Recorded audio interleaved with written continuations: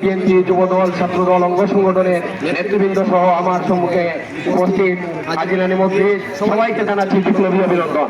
সম্মানিত প্রধান অতিথির দৃষ্টিগোচর করে আমি কয়েকটি কথা বলে আমার বক্তব্য শেষ করছি। আপনি ইতিমধ্যে জানেন এই আসন হচ্ছে সেই প্রায় দীর্ঘ 40 বছর থেকে এই আসনটা হচ্ছে ধানের শীষের দুর্গ।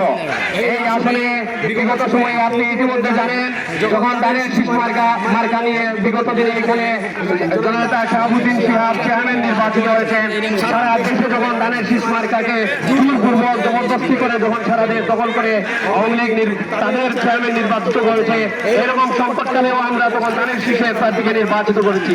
পাশাপাশি দুইবারের উপজেলা চেয়ারম্যান জনতা আব্দুল হাকিম চৌধুরী বিএনপি থেকে এই আসনে এই এলাকায় নির্বাচিত হয়েছেন গোয়েন্দাতে।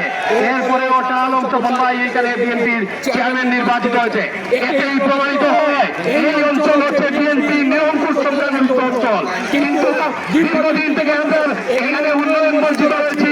অন্য যে কোনো জনপদের তুলনায় আমাদের এই এলাকা প্রায় 50 বছর পিছিয়ে রয়েছে।